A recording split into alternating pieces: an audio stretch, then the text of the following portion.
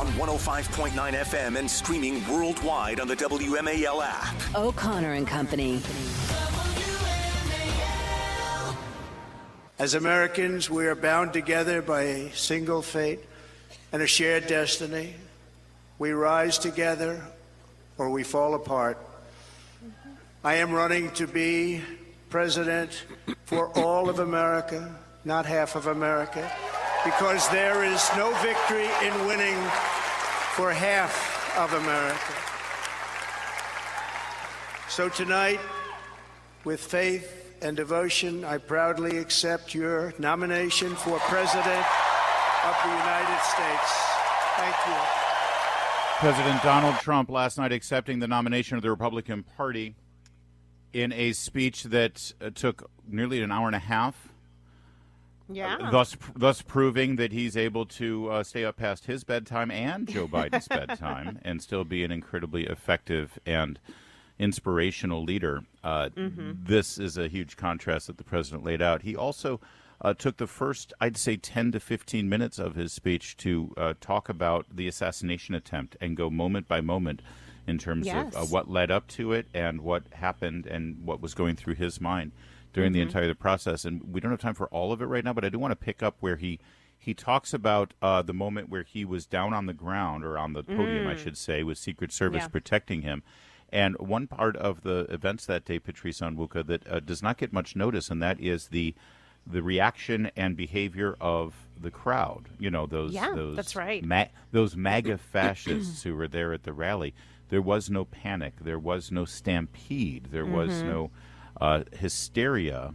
And he noticed that, and listen.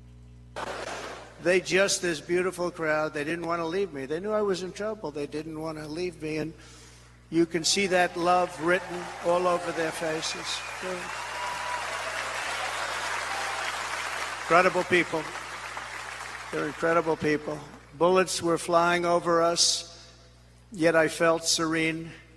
But now the Secret Service agents were putting themselves in peril. They were in very dangerous territory. Bullets were flying right over them, missing them by a very small amount of inches. And then it all stopped. Our Secret Service sniper, from a much greater distance and with only one bullet used, took the assassin's life, took him out. Now, a moment like this, obviously, it's affected all of us. We're all a little different after seeing that assassination attempt on Donald Trump. Imagine how it affected him. And many of us have been saying, what's different about Donald Trump? How did this affect him? And, well, maybe this is a little insight into answering that question. I'm not supposed to be here tonight. Not supposed to be here. No.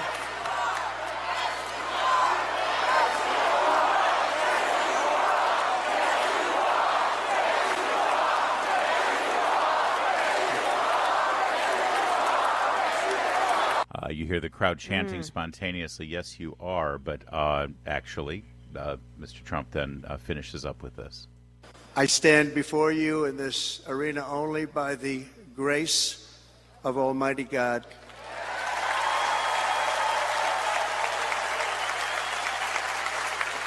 In watching the reports over the last few days, many people say it was a providential moment. Probably was. When I rose surrounded by Secret Service, the crowd was confused because they thought I was dead, and there was great, great sorrow. I could see that on their faces as I looked out. They didn't know I was looking out. They thought it was over.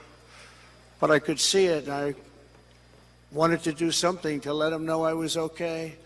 I raised my right arm, looked at the thousands and thousands of people that were breathlessly waiting, and started shouting, "Fight, fight, fight." President Trump also took a moment to honor the memory of the fallen firefighter who was killed by one of the assassin's bullets, or the would-be assassin's bullets. But Corey, unfortunately, we have to use the past tense. He was incredible. He was a highly respected former fire chief, respected by everybody.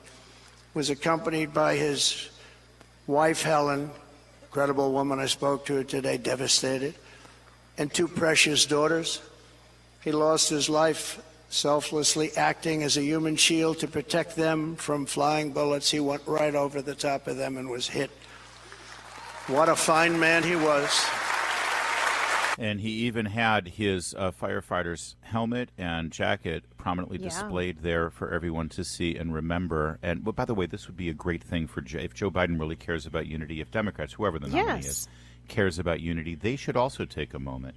A person and lost his life because of right. political violence in this country, and the Democrats should recognize Corey's memory. And then he summed it up with this.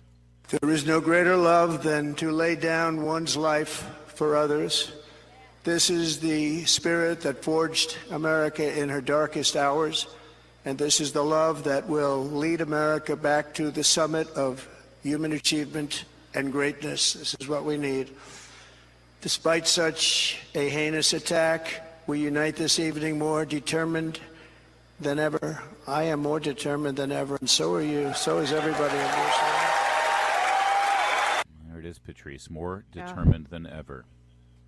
Great speech. Very sober. I think I've been using the word somber, but sober, but still joyful, hopeful. And I think that the tone that, very often President Trump's speeches, people have characterized them in lots of different ways.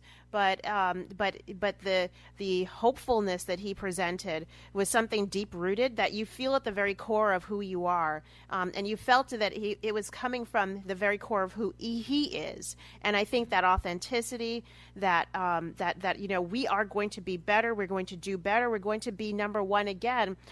It wasn't just from a place of bravado; it was from a place of, because I deeply believe in America, I deeply believe in the biblical principles of laying your life down for someone else. That's straight out of the Bible, and that is what our country represents. And you can look throughout history of times when America has done that. So it was so beautiful last night. By the way, for people who are wrongly saying that Trump quoted, to no greater love than to lay down one's life, he wasn't talking about himself. He was talking about about Corey.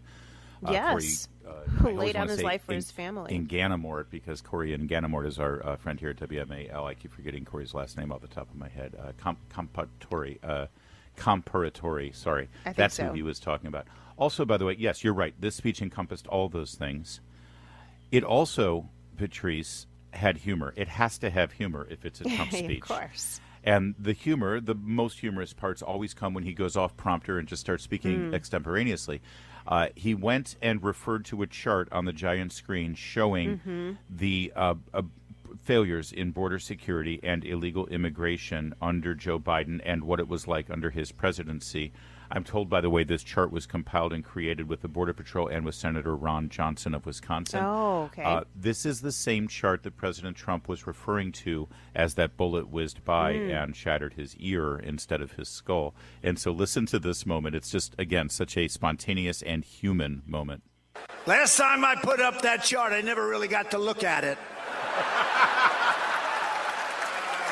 But without that chart, I would not be here today.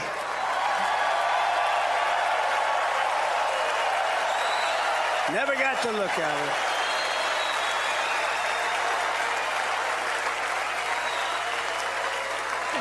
All right. We got a little bit more from last night's speech and more of our analysis and reaction, too. But first, it's 8:15 WMAL. WMAL. Making sense of the news. Live from the Home Paramount Pest Control Studios. Home Paramount, the leader in pest control since 1939. I don't know, Patrice. I'm tempted to just go right back to Hulk and Hulk Hogan's incredible, iconic performance. But let me tell you something, brother. But there was more on stage last night than just Donald Trump and Hulk Hogan.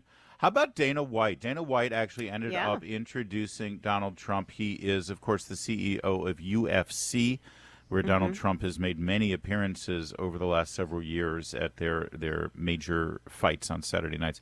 And here's Dana White delivering, I thought it was actually a very solid speech, and specifically saying, listen, I'm not here to tell you what to do. I'm just going to tell you what I'm going to do and why. And I'm not telling you what to think. I'm telling you what I know, and I know President Trump. I know President Trump is a fighter. I've been saying this since 2015. Now look at what's happened over the last 10 years. We have all seen it with our own eyes. I'm in the tough guy business, and this man is the toughest, most resilient human being that I've ever met in my life. The higher the stakes, the harder he fights, and this guy never, ever gives up. So what's at stake here? The answer is in President Trump's text, and I quote, "A fight for our country." I know why he's running for president again. Why else would he put himself through everything he's dealt with just to get back here? We all know he doesn't need this. This guy's got a great life. He has a beautiful family, and he has achieved everything that you could possibly achieve in life. I know President Trump is literally putting his life on the line for something bigger than himself, and he's willing to risk it all because he loves this country.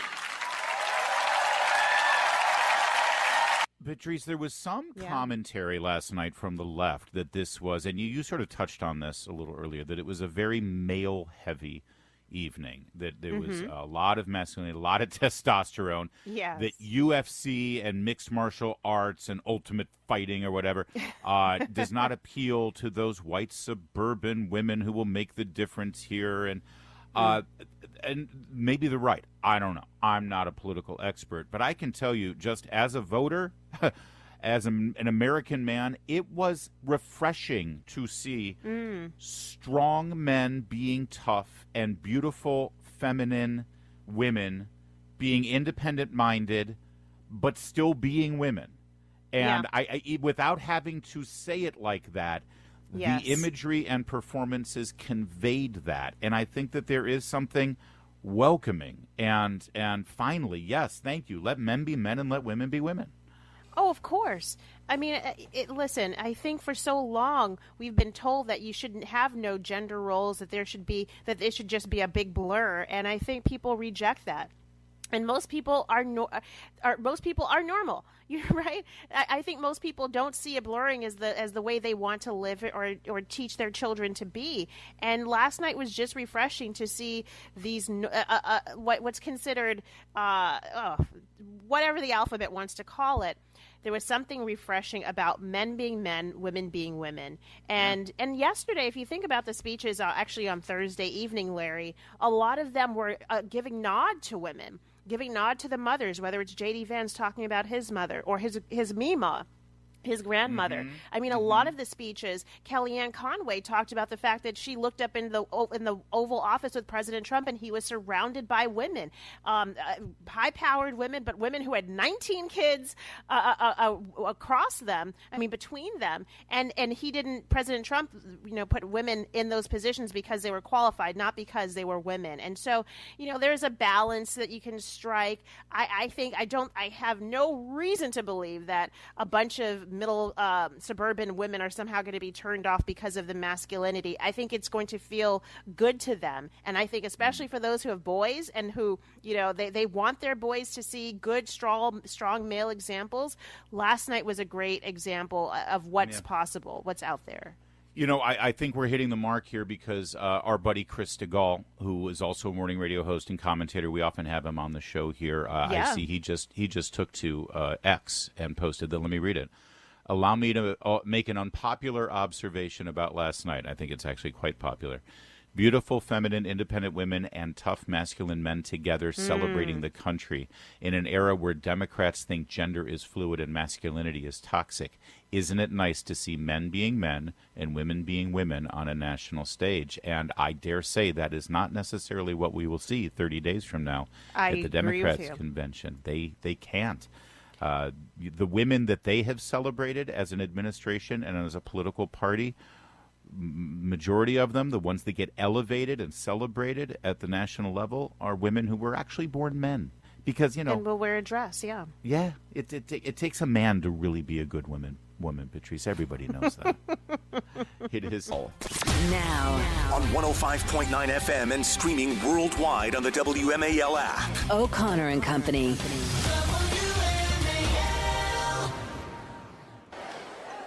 But what happened last week when they took a shot at my hero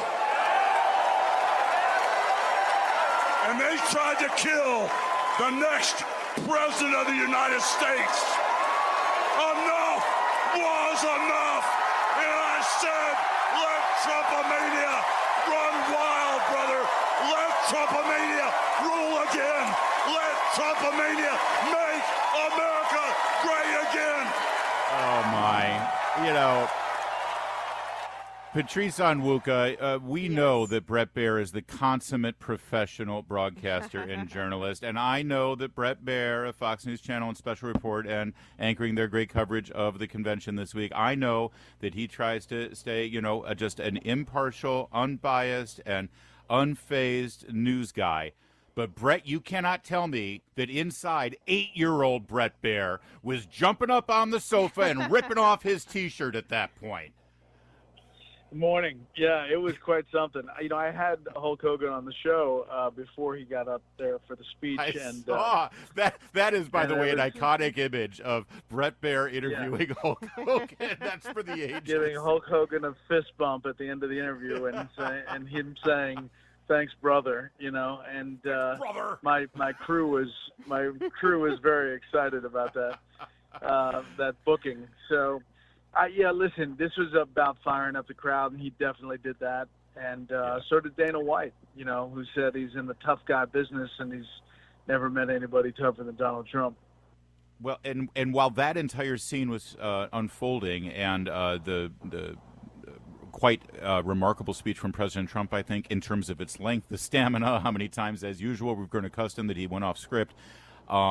At the same time, you were reporting yesterday and also sort of joining into some of the discussion about what is happening on the Democrats' side right now, and most specifically about the future as to whether President Biden will even make it through the weekend as their nominee. Is there any development on that overnight? Well, I think there was pushback from the campaign and from the White House. But having talked to some senior Democrats and some others who have good insight into Biden world, they put it at 3 or 4 days. The Olympics starts Friday. I think there may be this effort to try to get something to come to fruition by Monday, Tuesday, Wednesday. When Nancy Pelosi is pushing and you've lost her, that is a big linchpin in the Democratic Party. And these leaks have been very public about the specifics of what's going on. There's just a lot of pushback, and it probably is not going to happen this weekend, if I had to guess.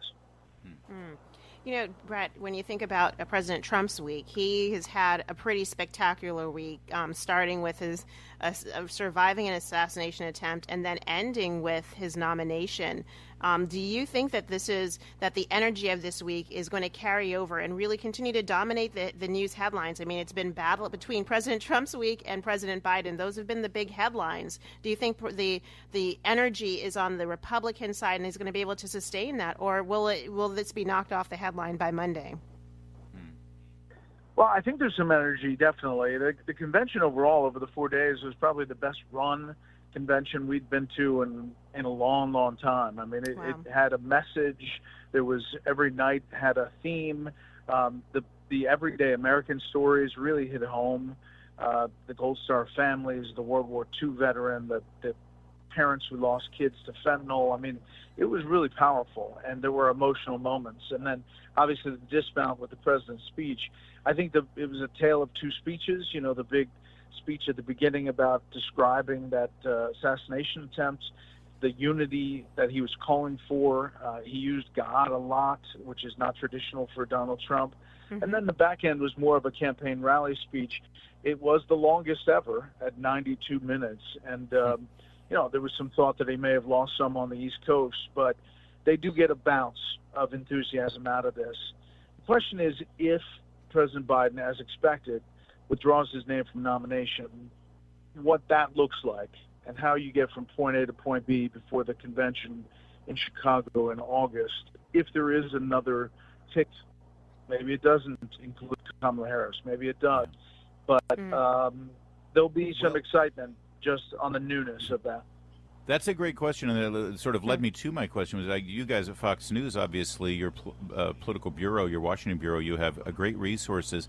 Do we have a definitive answer here based on the rules of the nominating process and how these conventions are run? How easily it will be for them, first of all, to bypass the will of their voters who participated in a democratic process, and we keep hearing about a threat to democracy, Bret, but also the money that has been raised for the Biden-Harris campaign. Do we? Because I don't get definitive answers from various experts who are looking at this.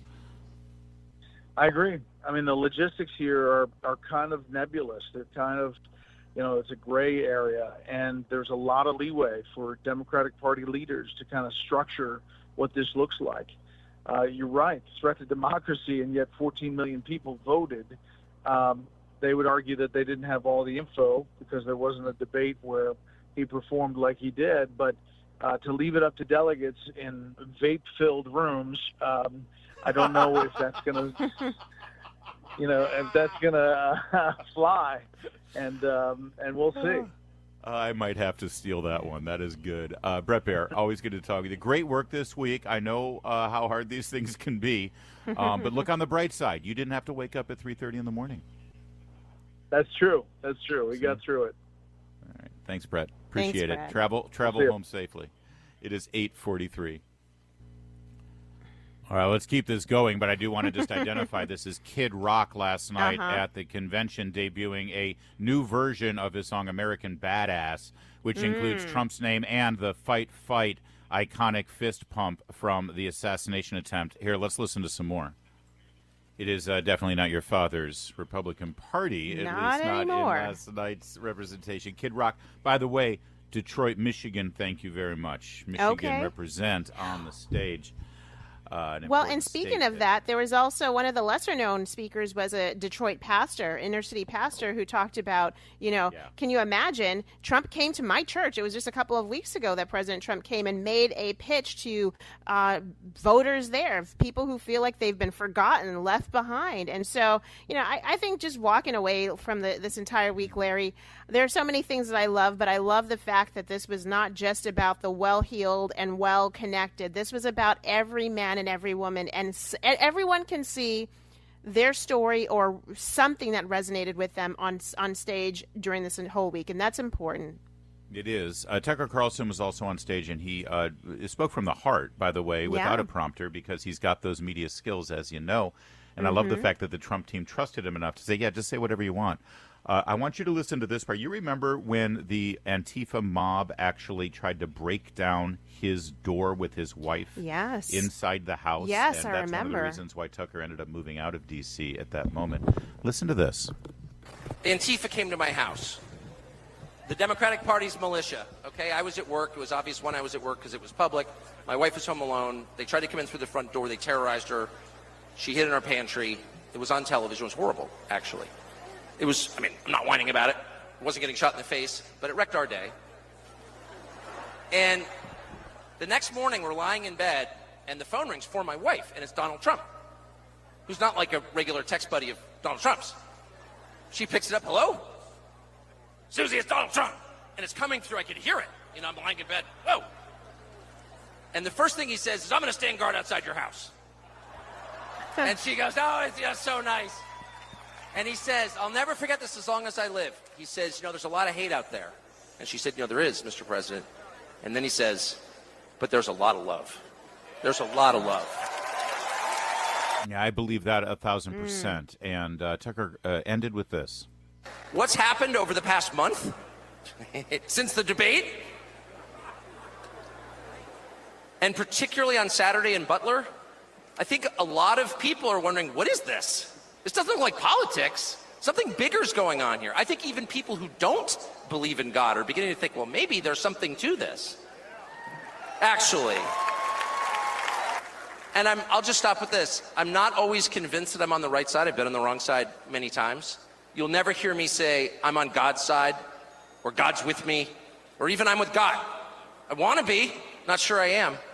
But I will say this unequivocally and conclusively. God is among us right now. And I think that's enough. What a night and what a week this has been. Yes. And I can't wait, Patrice, to find out what Monday will bring to the table for us. I'm telling you. Can you imagine everything that's happened in the past 7 days since last Friday? Anything you just don't can happen. know. Anything can happen, and I'm glad we're in this together every hour of the day, every minute, right here on WMAL. Thank you, Patrice. What a week it has been. Hopefully, I was so breathless I couldn't speak for a moment there. You know, I'm just. Well, that's never anything that Chris Plant has experienced. Chris, what do you think, man? It's true. I have never experienced that. Well, I've got, as you might imagine, there's a lot to say, isn't there? And I've got a question for you about if last Saturday, when someone shot at President Trump, if that had gone differently, how would this past week have played out? And how would Joe Biden's life be different? That's a big question, I think. And then the music that they closed out the Republican convention with. Yeah. I've